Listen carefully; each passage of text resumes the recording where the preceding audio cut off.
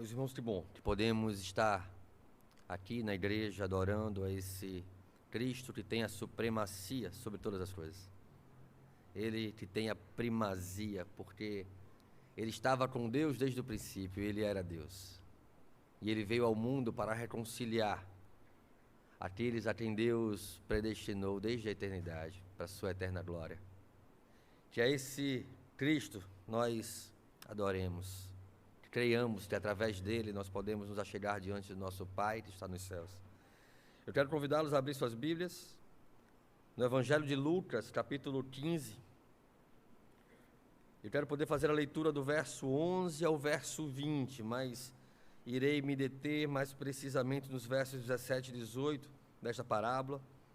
Faremos a leitura então do verso 11 até o verso 20.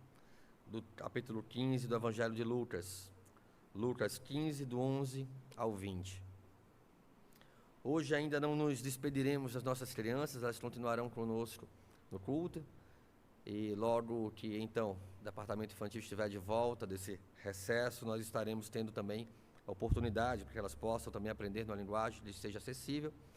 Nesse momento nós vamos auxiliar as mães e os pais que precisarem de alguma ajuda e, se assim precisarem, nós temos o espaço apropriado para que possam tratar de alguma necessidade de seus filhos, suas crianças, lá no berçário. Lucas capítulo 15, do verso 11 até o verso 20, diz assim a palavra do Senhor. Continuou, se referindo a Jesus: certo homem tinha 2 filhos. O mais moço deles disse ao pai: Pai, dá-me a parte dos bens que me cabe, e ele lhes repartiu os haveres. Passados não muitos dias, o filho mais moço, ajuntando tudo que era seu, partiu para uma terra distante e lá dissipou todos os seus bens, vivendo dissolutamente. Depois de ter consumido tudo, sobreveio àquele país uma grande fome, e ele começou a passar necessidade. Então ele foi e se agregou a um dos cidadãos daquela cidade. E este o mandou para os seus campos a guardar porcos. Ali desejava ele fartar-se das alfarrobas que os porcos comiam, mas ninguém lhe dava nada. Então, caindo em si, disse: quantos trabalhadores de meu pai têm pão com fartura, e eu aqui morro de fome? Levantar-me-ei e irei ter com meu pai, e lhe direi: Pai, pequei contra o céu e contra ti, já não sou digno de ser chamado teu filho, trata-me como um dos teus trabalhadores. E levantando-se foi para seu pai. Vinha ele ainda longe, quando o pai o avistou e, compadecido dele, correndo, o abraçou e beijou. Até aqui. Percebo que não estou lendo toda a parábola, nós poderíamos explorar esse texto em diversos sermões, mas eu queria me deter especialmente na relação deste filho com a sua consciência de pecado e então a sua regressão, seu ponto de inflexão, que o levou à necessidade, o levou ao plano, à clareza de entendimento de voltar para a casa do Pai. Vamos fechar nossos olhos, vamos orar nesse momento, para que Deus tenha misericórdia de nós, que Ele possa, por causa da sua graça, fazer o nosso coração compreender qual é a sua vontade, que é boa, perfeita e agradável. Senhor Deus Pai Todo-Poderoso, nos colocamos diante do Senhor, como servos que somos, carentes, necessitados de sermos alimentados pela Tua Palavra, sustentados pelo Teu Espírito, porque não há força própria em nós, na nossa natureza caída, que nos faça nos dirigir a Ti, Senhor, se não for o Teu Espírito a realizar em nós esse querer e esse mover. Que nós possamos ter, por causa do Teu muito amor, por causa da transformação, mediante o sangue de Cristo, nós possamos ter o mesmo sentimento, a mesma atitude também de Cristo Jesus, em obedecer, em ter Cristo como régua, como modelo de vida cristã, e não os valores e princípios dessa geração perdida e pervertida, Senhor. Tem misericórdia de nós, do nosso coração enganoso, de nossa mente distraída, Mas que nesse momento, Senhor, que neste culto que aqui estamos te oferecendo, nós possamos ser agraciados com a clareza de entendimento, e então que as palavras dos meus lábios, o meditar do meu coração, do coração da tua igreja, sejam agradáveis na tua presença. Tu és a nossa rocha, a nossa fortaleza. Em ti, Senhor, nós confiamos, e a ti, Senhor, tudo entregamos em nome de Jesus. Amém.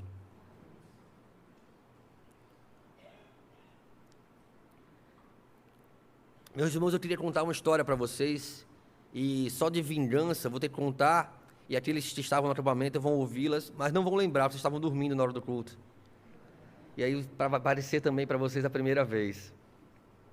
A história fala de um homem que criou um quintal, um jardim, um lugar maravilhoso, e pôs lá crianças para brincar naquele quintal, naquele jardim, e espalhou lá as suas crianças. E então, vendo que havia ao redor do jardim um bosque escuro para proteger as crianças, ele criou um muro. E ele construiu um muro ao redor do jardim para que as crianças pudessem brincar e usufruir daquele lugar com liberdade. Mas ele percebeu que uma das crianças olhava constantemente para o muro. Dia e noite, aquela criança observava o muro de diferentes lugares do jardim. Ela rodeava todo aquele quintal. E ele estava procurando no muro algum buraco, alguma fissura, alguma falha, algo que pudesse fazer com que ele conseguisse passar para o outro lado, porque ele tinha curiosidade em conhecer aquele bosque escuro que arrodeava aquele jardim. Ele olhava para aquela escuridão do bosque e ficava imaginando o que poderia ter lá, e ele queria ver com seus próprios olhos. E então, dia após dia, ele olhava para o muro, procurando a passagem. E então ele encontrou. E ele passou para o outro lado do muro, e lá, agora no bosque, perdido, ele começou a ter medo, começou a se sentir amedrontado, angustiado, e voltava então para o muro, tentando encontrar o caminho de volta, mas não podia achar. E então ele ajoelha e chora amargamente a sua desgraça, porque estava agora perdido. Não muito tempo depois, aquele homem que havia criado o quintal, o jardim, vai ter com ele, pega aquele garoto e o conduz no caminho de volta. Ele não podia achar pela sua própria força. Ele havia procurado, mas ele não tinha capacidade. Mas aquele homem o toma então e leva de volta para o jardim e lhe ensina uma importante lição do quanto é maravilhoso viver sob o cuidado do Pai. Do quanto é maravilhoso estar na casa do Pai, sob o cuidado da palavra autoritativa do Senhor, sobre os princípios que a palavra do Senhor nos instrui. Porque fora, para além do muro, nós não temos outra coisa a encontrar senão medo, solidão. Por mais que pareça atraente aos olhos e a princípio ao coração, aquela aventura de desbravar o desconhecido, o êxtase da adrenalina de estar agora num lugar novo, resultaria em solidão, resultaria em medo paralisante para aquela criança. O texto que nós lemos é um breve relato sobre o mundo, sobre como as coisas do mundo funcionam. Considerando o contexto em que Jesus conta essa parábola, ele estava sendo interrogado pelos doutores da lei sobre o fato de estar perto de pecadores, sobre o fato de ter sempre publicanos e pecadores à sua volta, e não parecia apropriado naquele contexto que ele vivesse então neste meio. A lei judaica era clara sobre a disposição de bens dos pais, então quando Cristo conta esta parábola, ele se refere a coisas que aqueles homens conheciam, talvez não profundamente, talvez não fizessem a conexão exata sobre as verdades do reino que ali estavam sendo impressas, mas a sua rotina estava revelada nas parábolas de Jesus, e então ele fala sobre a parábola da ovelha perdida, ele fala sobre a parábola da dracma perdida, para reforçar como o perdido encontrado por Deus é importante para a formação do reino de Deus. Porque o perdido vai estar perdido o tempo todo, se ele não for achado, se ele não for buscado, ele não encontrará o caminho de volta. E então Cristo chega nesta parábola, que para mim ela completa o entendimento desta relação do Senhor com a sua criação. A lei judaica tratava de que os bens do pai poderiam ser, sim, distribuídos para os seus filhos mesmo em vida. Isso não era algo extraordinário, poderia acontecer dessa forma. Mas que muitas vezes ele não tinha a autoridade sobre seus próprios bens ou sobre como repartir, porque havia uma norma, uma tradição sobre a qual ele deveria seguir. Deuteronômio trata disso. O filho mais velho receberia 2/3 dos seus bens e o mais novo 1/3. Viu bem? Sua parte é menor, de Lucas vai ser maior, segundo a tradição judaica. Mas não há nada de estranho aqui no fato de o filho chegar e pedir, então, seus haveres. Um pai poderia repartir os seus bens ainda em vida, quando ele quisesse se ausentar da administração de suas posses, seus negócios, suas propriedades.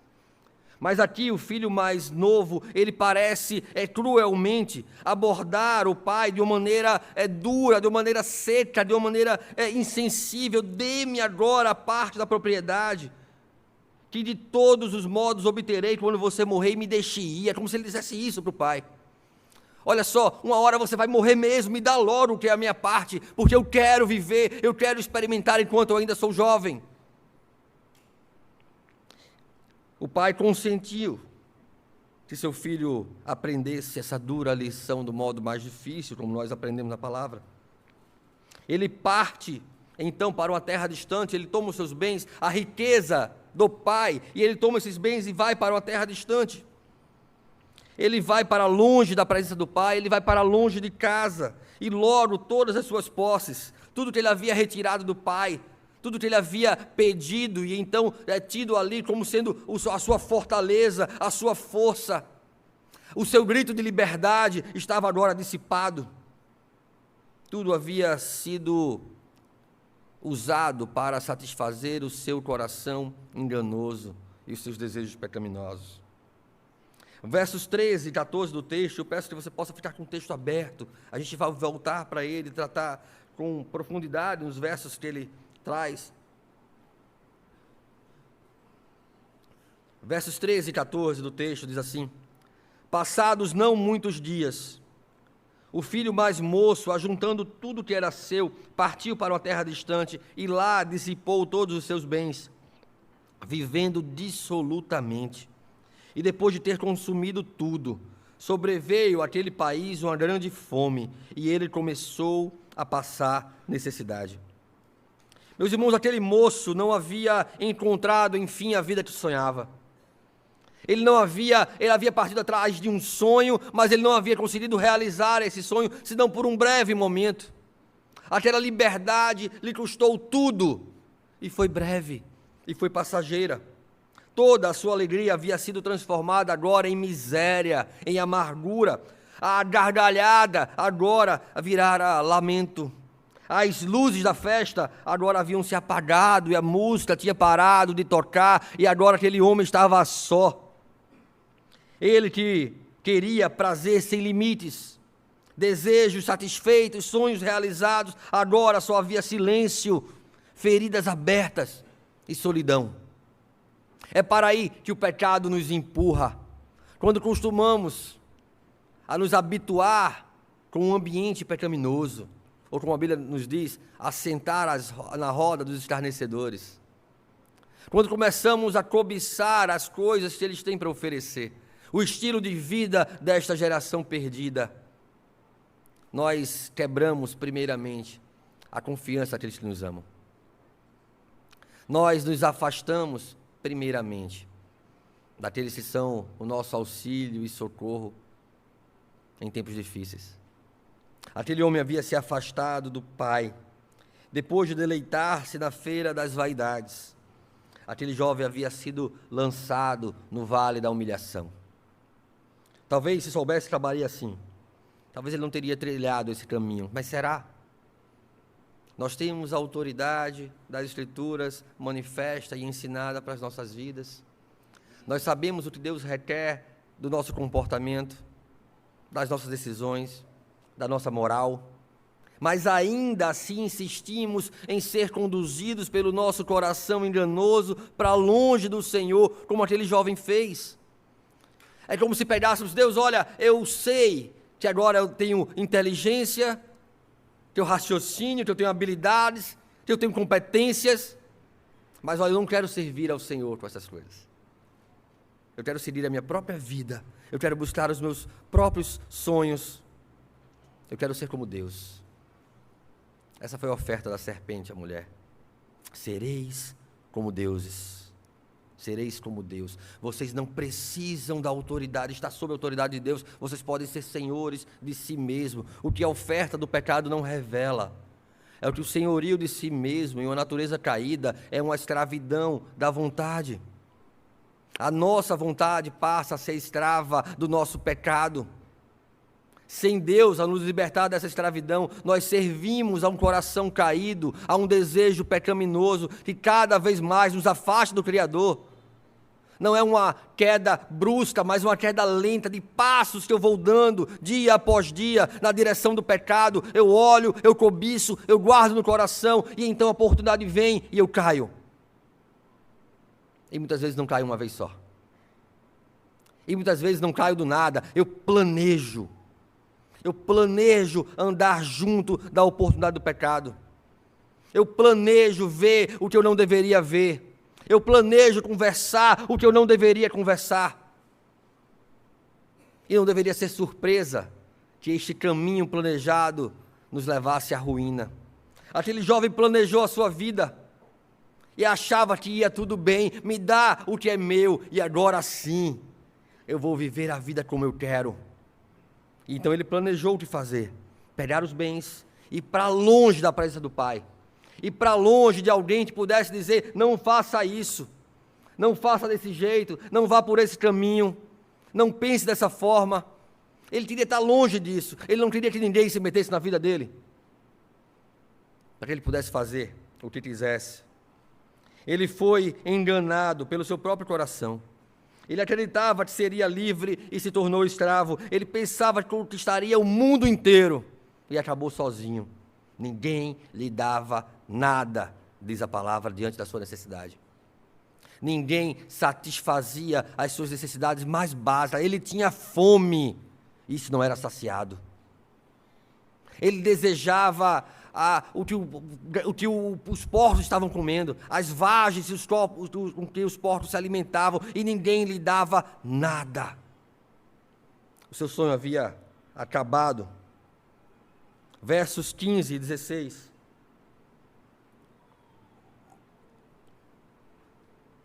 Diz então ele foi e se agregou, se colou, talvez pudesse ser uma tradução mais literal, porque na verdade ele procurou estar colado com um dos cidadãos daquela cidade, daquela terra. E este o mandou para os seus campos para guardar porcos. Ali desejava ele fartar-se das alfarrobas que os porcos comiam, mas ninguém lhe dava nada. Meus irmãos, aquele rapaz estava agora sem dinheiro. O lugar de satisfação havia se transformado em fome, e ele ainda assim não está pronto para voltar para casa. Percebam que no momento da fome, no momento que a fome tocou aquele país, ele poderia dizer: não, eu vou voltar agora para casa do meu pai. Mas não, ele insiste no caminho errado. Eu vou dar um jeito, eu vou me agregar ao homem dessa cidade, eu vou continuar, eu não vou me humilhar na frente do meu pai, eu não vou voltar de mãos vazias, ou como a gente costuma dizer de maneira bem coloquial, com o rabo entre as pernas. Aquele homem não queria voltar, ele não queria a casa do pai, então isso fez com que ele chegasse ainda mais baixo, abismo chamando abismo. Ele fez o que muitos de nós fazem antes de voltar: tentar desesperadamente encontrar uma maneira de continuar. Antes de nos arrependermos dos nossos pecados, muitas vezes precisamos cair ainda mais fundo nele, porque insistimos em satisfazer o nosso coração, insistimos em continuar e normatizar o erro, em defender o erro, em relativizar a palavra. em trazer a culpa para outras pessoas, mas nunca sobre si mesmo. Então nunca nos arrependemos até que nós estejamos no fundo do poço, até que não haja outra coisa para fazer. Aquele homem insistia no seu pecado. Ao fim de todos os seus recursos, acabou por ter que alimentar-se dos porcos para sobreviver naquela terra distante.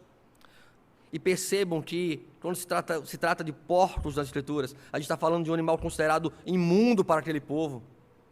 Aqueles judeus, aqueles senhores, os doutores da lei, que ali interrogavam a Jesus, sabiam do que se tratava. E talvez estivessem se enchendo cada vez mais de ira ou de julgamento sobre aquele jovem.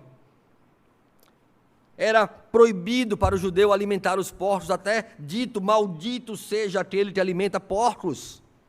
Esse era o entendimento daquele contexto, daquele povo. O pródigo, recusando-se voltar atrás, ele se apega, ele se agrega a um dos cidadãos daquela terra. Ele se junta com o mundo. Ele busca um meio no mundo, de permanecer no mundo. Isso parece um plano mal elaborado, de insistir naquele caminho, para evitar ter que encarar o seu pecado, para evitar ter que admitir os seus erros. Era orgulhoso demais para se humilhar diante do Pai. Preferia se humilhar diante de um povo que não era conhecido seu, que não era íntimo seu, que não lhe tinha qualquer amor, com alguém que corre a milhas por hora na direção errada, que acredita que encontrará no mundo provisão emocional para cobrir o vazio do seu coração, para satisfazer as suas carências. Gente que usa as redes sociais para vender uma imagem de sucesso brilhante, tentando esconder um coração cheio de trevas, obscurecido por causa do pecado. Meus irmãos, pessoas obstinadas no pecado estão tão envolvidas com os ídolos do seu coração, que mesmo na desgraça causada por causa da sua idolatria, continuam a insistir na sua busca, continuam a insistir em satisfazer os falsos deuses deste tempo, que não são feitos de pedra ou de madeira, mas de desejos não correspondidos, de expectativas não satisfeitas, por causa dos valores desta geração com quem nós temos nos agregado. É impossível explicar a insistência de pecadores naquilo que dilacera o seu coração, que destrói os seus relacionamentos, que rouba a confiança de pessoas que o amam. Não parece racional, mas ainda assim fala de mim e de você. Diz o texto, e essa é uma parte importante, é um ponto de inflexão nessa história, diz o texto, caindo em si, e é importante entendermos com profundidade o que isso quer dizer. Jesus parece querer nos dizer que longe de Deus e contra Deus, a consciência do homem, ela é nula. Ela não dá nada que possa vir a acreditar que isso possa ter êxito. O coração obstinado havia conduzido aquele homem para longe do Pai, cheio de travas, cheio de amargura, mergulhando a sublimidade da criação, a imagem de Deus na vivência do pecado, corrompendo o seu coração, a sua mente e tudo à sua volta, satisfazendo a vontade da carne, satisfazendo a sua escravidão, a escravidão de sua natureza caída. Era necessário, e só podia ser por este caminho, que este homem caísse em si, que ele tivesse a real consciência da sua condição. É isso que o Espírito Santo faz quando nos regenera. Ele nos convence do nosso pecado, da justiça e juízo de Deus, e nos mostra um escape, uma salvação, um meio em Cristo Jesus. É necessário que caiamos em si para que haja arrependimento, que reconheçamos a miséria da nossa alma, para que haja contrição de coração, para que haja mudança de atitude. Relatar a situação daquele jovem faminto e desejoso de alimentar-se com o que comiam os porcos, servia para Jesus para confrontar os seus acusadores acerca do relacionamento com os pecadores. Para um fariseu, talvez a única maneira de considerarem apropriado o próximo passo daquele jovem, talvez fosse lançar-se com o corpo e tudo no inferno. Porque para um doutor da lei, para os legalistas daquela geração, não havia outra saída para ele, não havia outra forma, outro jeito. E então eles são confrontados por isso. Cada detalhe que Jesus acrescentava na história ofendia a elite religiosa ainda mais. Aquele moço era agora, para os escribas, para a lei, objeto de desprezo. Somos todos filhos pródigos, comenta John MacArthur sobre essa parábola. Cada um de nós é culpado da autoindulgência, da dissipação e luxúria desenfreada. Não pensamos nas consequências do pecado, comenta ele, e não descansamos na busca do mal. Se não fosse a graça de Deus, cada um de nós teria há muito vendido o seu direito de nascença, desperdiçado a sua vida e todas as bênçãos que Deus nos deu, trocando sua bondade diária por um breve momento de autogratificação barata. Isso retrata uma natureza sem Deus. Isso retrata uma vida sem Cristo. Todas as nossas competências e habilidades ao mundo e nenhum compromisso com Deus.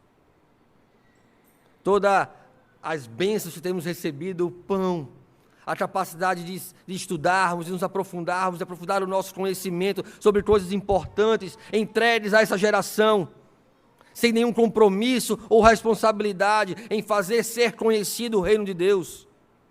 O jovem da parábola era como outros pecadores que começavam a cair em si enquanto Jesus anunciava o reino.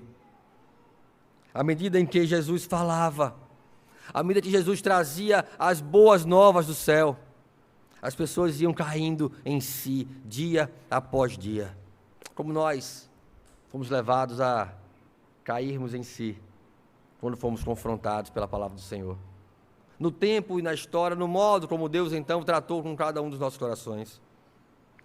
O fundo do poço, trabalhar com os porcos, foram providências amargas, o mal tornado em bem, o lugar não planejado pelo jovem, audacioso e cruel, mas planejado por Deus para fazê-lo retornar de seu mau caminho e recobrar a sua consciência, agora iluminada, despertada então da necessidade de voltar para casa, de voltar para junto do cuidado do Pai, para voltar para o cuidado daquele quintal cercado por aquele muro, sim, de normas, de compromissos e responsabilidades, mas que nos preserva de nós mesmos, do nosso coração enganoso, deste inimigo sagaz, sutil, que trata com a nossa mente de dentro para fora e compromete os nossos pensamentos e os nossos planos.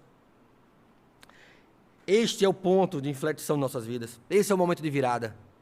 Que talvez eu e você precise, em determinados momentos e circunstâncias que nós passamos, reconhecer que estamos sendo conduzidos não pela vontade do Senhor, mas pela nossa própria força, e então, caindo em si, reconheçamos o nosso mau caminho e nos voltemos para o nosso Criador.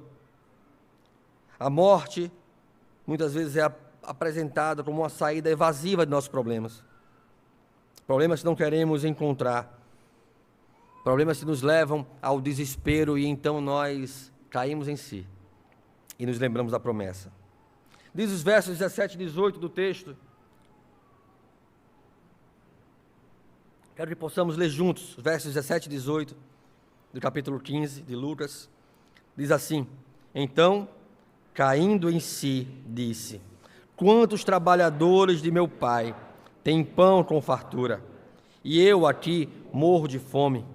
Levantar-me-ei e irei ter com meu pai, e lhe direi: Pai, pequei contra o céu e diante de ti. Meus irmãos, para um escriba e um fariseu, a ideia de alguém como pródigo encontrar aceitação diante de Deus era em si um escárnio. Não poderia ser. Seu sistema legal voltado, então, cheio de méritos, não podia encontrar lugar nessa história. Ele expurga totalmente a ação graciosa de Deus sobre pecadores como nós. Então o plano não era mais viver naquela luxúria que o havia conduzido à solidão.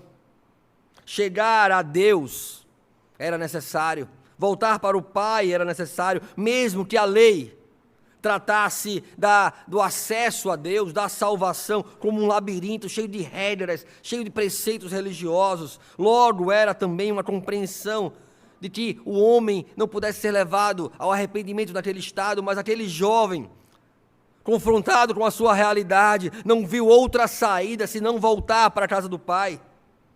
Ele diz que, caindo em si, teve uma clara visão do seu pecado, da justiça de Deus e da sua necessidade urgente de salvação. O plano não era mais insistir no erro. O plano era agora voltar para junto do Pai. Então, pela primeira vez em sua vida, o filho mais novo estava determinado a abandonar o seu pecado, a implorar o perdão e submeter-se à autoridade do Pai. Percebam passos necessários: abandonar o pecado, implorar o perdão e submeter-se à autoridade do Pai. Este é o caminho que nos conduz ao progresso da santidade em nossas vidas. Não tem outro jeito. É preciso abandonar o pecado. É preciso suplicar pelo perdão do Senhor. É preciso submeter-se à autoridade de Deus. Mas para o Deus amoroso, a narrativa do campo dos porcos não era o fim da vida daquele homem. Para o Deus amoroso que nós conhecemos, aquele era o ponto de virada para uma nova história, para uma nova vida escrita a partir dali. Como foi com a gente? Talvez você possa lembrar de como começou o progresso da sua santificação, do seu entendimento enquanto salvação. Talvez isso tenha acontecido em uma circunstância emocionada, de decisão radical, de mudança de vida, ou isso tenha acontecido de maneira progressiva em sua vida, mas o ponto aqui central é que nós compreendamos que é necessário uma vida diferente a partir do momento que somos confrontados pela palavra. Não podemos mais viver do mesmo jeito, ou estaríamos negando a obra graciosa de Deus, os efeitos da salvação em Cristo Jesus. Porque a fé sem obras, ela é morta. A fé sem vida, ela é religiosidade. Ela não existe, senão da boca para fora. Efésios capítulo 2, do verso 1 a 5. Cristo fala de arrependimento e perdão. Paulo escreve sobre como isso é aplicado. Eu vou ler em outra versão, talvez, mas você possa compreender, acompanhando a sua palavra. Diz assim: vocês estavam mortos nas suas transgressões e nos seus pecados, nos quais costumavam viver, quando seguiam os padrões deste mundo e o príncipe do poder do ar, o espírito que agora atua nos filhos da desobediência. Antes, todos também vivíamos como eles, satisfazendo os desejos da nossa natureza pecaminosa, realizando as vontades e os pensamentos dela. Como os outros, éramos, por natureza, merecedores da ira. Todavia, Deus, por ser rico em misericórdia, por causa do grande amor com que nos amou, deu-nos vida com Cristo, quando ainda estávamos mortos nas transgressões. Pela graça, vocês são salvos. Nós vamos a palavra utilizada aqui por trabalhadores no texto de Lucas. A palavra trazida na reflexão daquele jovem, daquele filho pródigo, de querer viver como os trabalhadores, não se refere aos servos mais chegados. Ela é muito específica, ela trata daqueles trabalhadores diaristas, que tinham emprego no dia, talvez estivesse no segundo, mas a qualquer tempo poderiam ser mandados embora. Aqueles trabalhadores que eram, naquele contexto, talvez os mais pobres da cidade, porque não tinham a certeza, não tinham o trabalho todos os dias, poderiam ser dispensados a qualquer momento. Trabalhadores diários, que eram inclusive tidos como em situação pior do que os próprios escravos, porque os escravos tinham ainda um amo, um senhor que cuidasse deles, aqueles trabalhadores não. O jovem pródigo considera a situação dos trabalhadores diários melhor do que aquela em que chegou trilhando o seu mau caminho. Talvez em algum momento da nossa vida,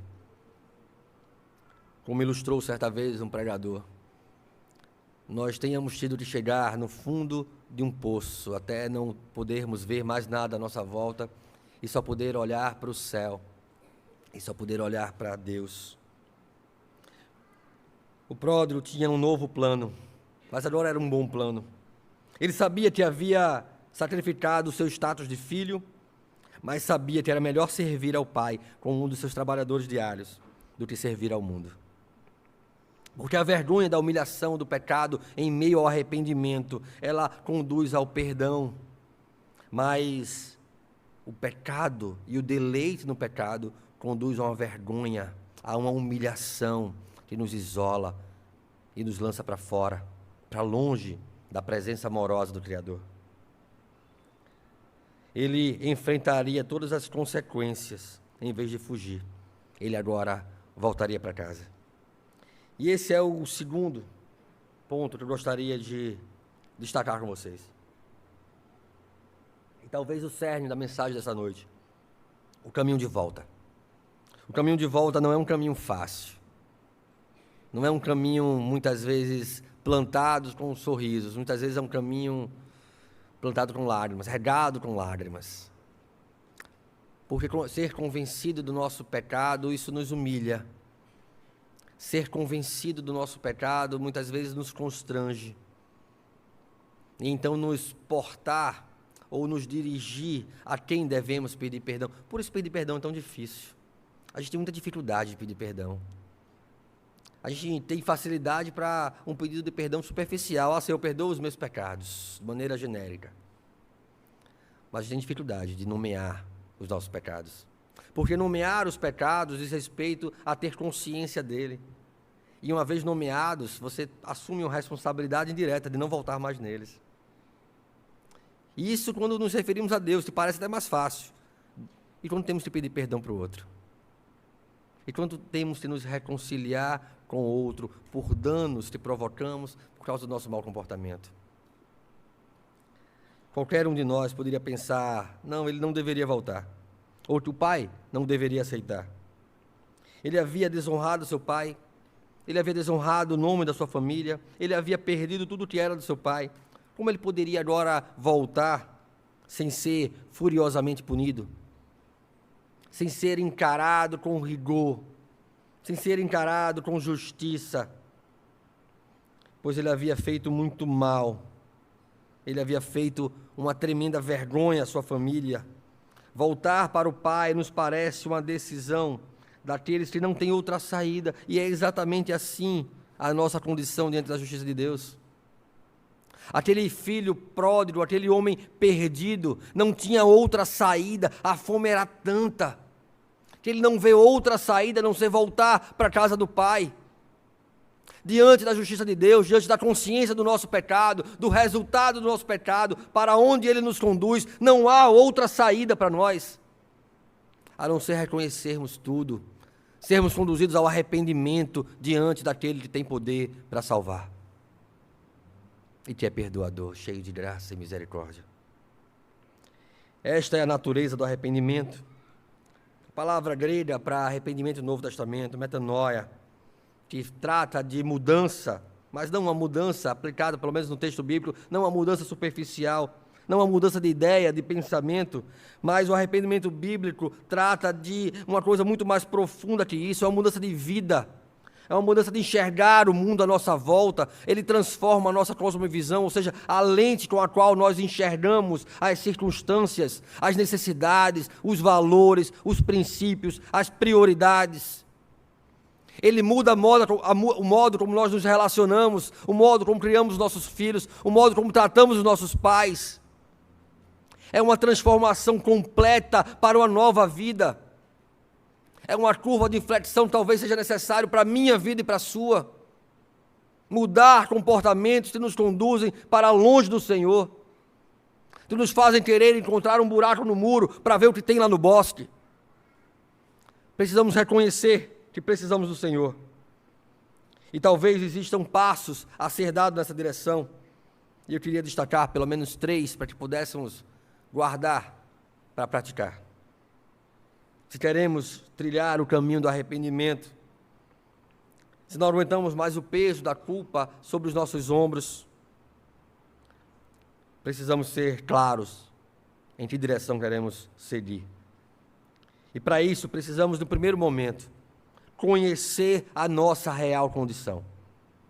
Ter uma visão honesta da nossa situação. dos nossos pecados, das nossas atitudes, ter uma visão clara da sua real condição. Diz o texto, caindo em si, disse: quantos empregados, meu pai, têm comida com fartura e eu aqui morrendo de fome. Essa era a real condição daquele jovem. Depois precisamos aceitar as consequências, assumindo a responsabilidade.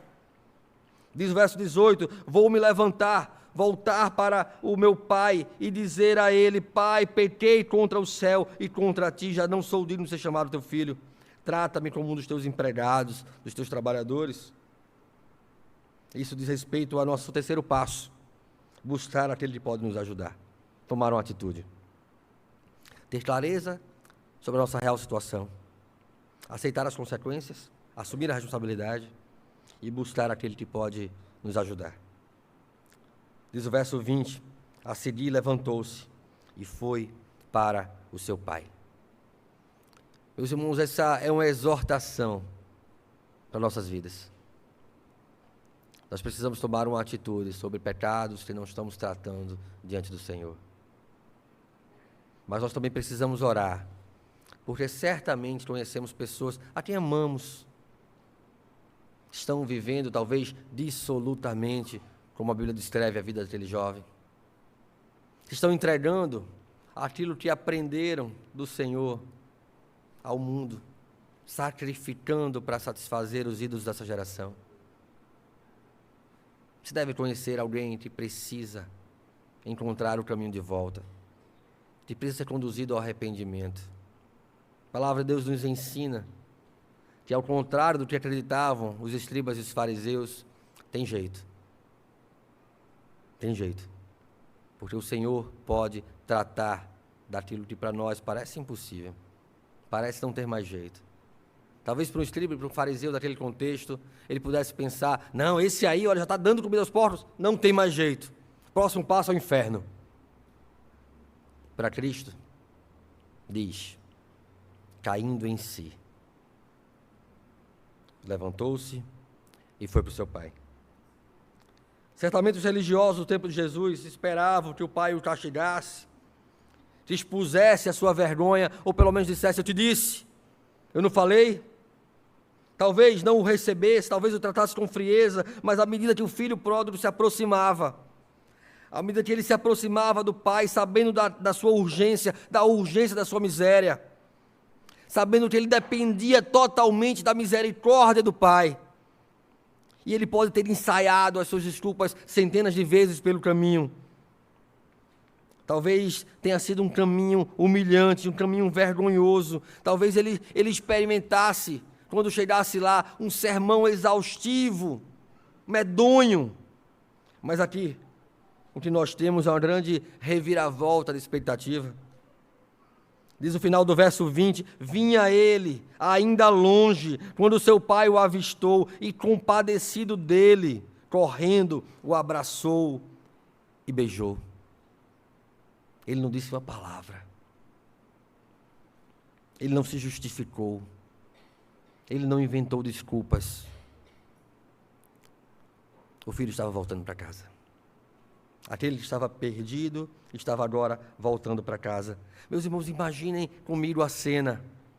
Um homem honrado, um homem rico, respeitado por aquelas pessoas, pelos seus trabalhadores, estava correndo pelo campo. Não parece algo digno da sua posição. É como se aquele pai estivesse agora se humilhando. Ele corria feito um menino,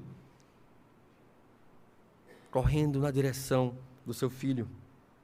Algumas traduções dizem que o pai estava cheio de compaixão. A palavra grega utilizada aqui, ele fala de uma sensação visceral, de um desejo do íntimo. Ele estava contente, algo que vinha do seu coração, das suas entranhas, a ponto de fazê-lo correr na direção do seu filho. John MacArthur, ele comenta esse trecho, ele vai dizer que esta é de fato uma imagem perfeita de Cristo, que se humilhou para buscar e salvar os perdidos e em seguida suportou a cruz, desprezando a vergonha. Como o pai da parábola, ele tomou sobre si os contratempos, a zombaria e a raiva do que os nossos pecados merecem. Ele tomou até a nossa culpa em seus ombros inocentes, ele carregou tudo em nosso nome e por nós. Moody conta uma história de uma mãe que tinha muitos filhos. E ela perdeu o seu marido quando seus filhos ainda eram pequenos.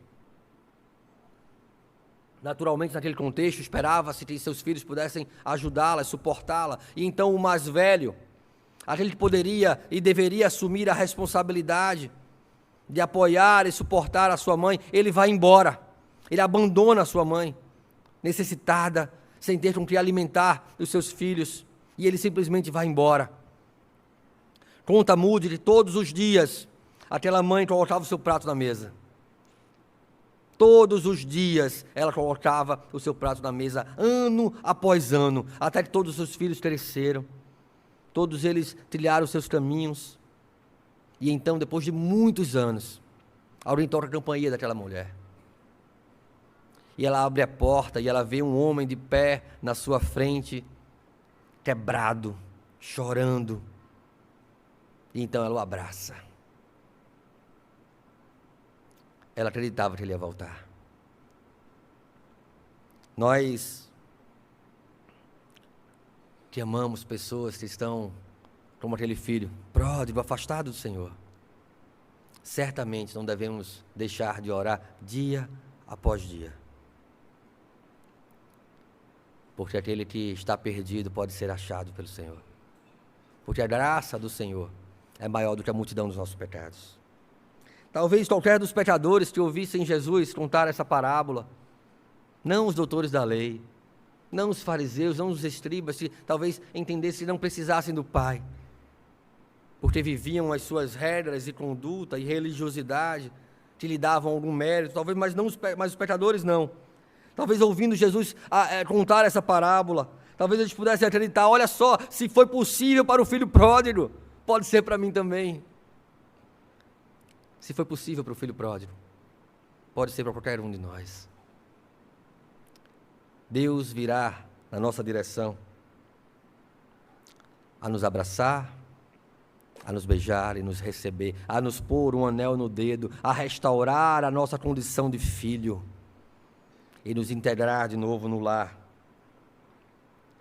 Nós podemos e precisamos acreditar nisso.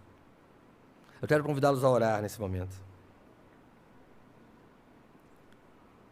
Mas antes de orarmos por nós, que passamos por isso como filhos pródigos, eu queria que orássemos por tanta gente que ouviu desta história, da necessidade de um resgate do seu coração, de uma restauração, de uma restituição, como nós pregamos e conversamos através de cada equipante que esteve na temporada nesta última semana. E essa não é uma oração só nossa pelos nossos. Essa é uma oração da igreja, por corações que precisam ser encontrados, que precisam ser atraídos pelo Senhor. Eu queria que na oração nós pudéssemos orar também em gratidão pelo acampamento que nós tivemos, e como o Deus gracioso, que nos revela na história do filho pródigo, do seu amor, foi também o Deus gracioso que nos conduziu ao longo de toda essa semana, exaustiva fisicamente, mas cheia de alegria, cheia de coisas boas para contar, cheia de histórias fantásticas para contar.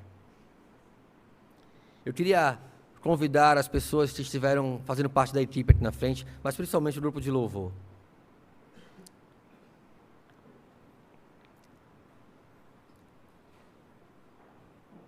Todo mundo trabalhou nesse acampamento, está aqui. Eu sei que algumas pessoas eram de outras igrejas, talvez estejam servindo agora em suas igrejas, mas aqueles que aqui estão, trabalhou lá conosco, possam vir aqui à frente.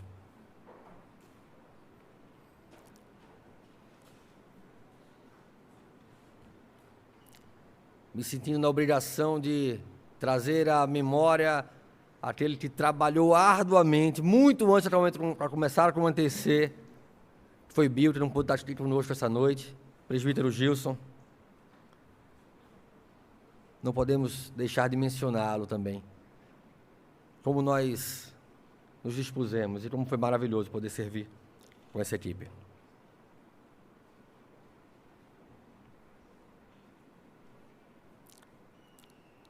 Para vocês terem uma ideia, nós tivemos cerca de 84, 85 acampantes, cerca de 60 equipantes, então mais ou menos 140, 150 pessoas reunidos ali, servindo ao Senhor, ouvindo a palavra do Senhor e podendo ser confrontados por ela para a honra e glória do Deus vivo.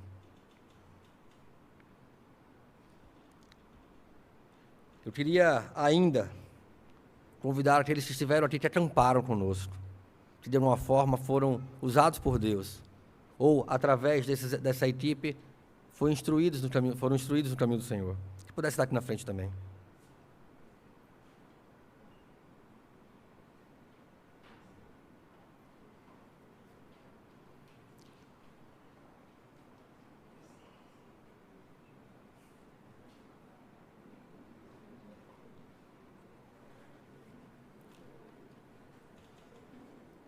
Podem se espalhar, tá, gente? Tem espaço para cá também. O Luquinhas está ali, mas ele não morde, não. Tem até se vestido de doido lá, mas não se morde, não. Foi só lá.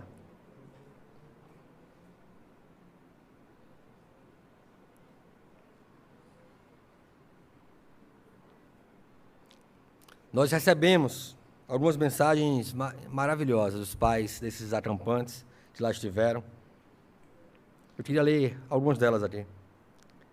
Uma delas dizia: gratidão a todos que se dispuseram a ofertar um dos presentes mais preciosos que temos na vida, que é o nosso tempo. Outra disse: muitos deixaram seus afazeres, seu lar, seus lares, seus momentos com seus próprios familiares, seus negócios, etc., para dedicar atenção a esse belo trabalho, que envolve cuidado, atenção, aconselhamento, orientação a estes jovens que praticamente estão iniciando suas vidas e precisam fazer bem as suas escolhas. Outra disse: parabéns a todas as equipes que, com seus talentos e dedicação, puderam proporcionar, com muito capricho, esses momentos extraordinários aos nossos filhos. Outra disse: sabemos, ou pelo menos imaginamos, que a tarefa não foi nada fácil. Não foi mesmo, né, gente? Mas o Espírito Santo é quem move os corações de todos vocês. Outra disse: boa tarde, gratidão. É a palavra de hoje. Vocês são bênção do Senhor. Que Jesus continue abençoando cada um de vocês. Quero agradecer também pela minha filha, todo o meu carinho. Vocês foram e é especial para mim e para os meus filhos. Muito obrigado a todos que dedicaram o seu tempo e proporcionaram um acampamento com esta estrutura, como sempre meu filho amou. Meus irmãos, não a nós, mas a Cristo seja dada toda a honra e toda a glória.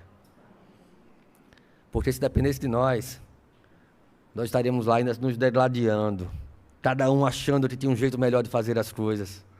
Mas o que une pessoas tão diferentes é aquilo que nós temos em comum. É a graça de Deus que nos alcançou. E é maravilhoso poder servir a esse Deus.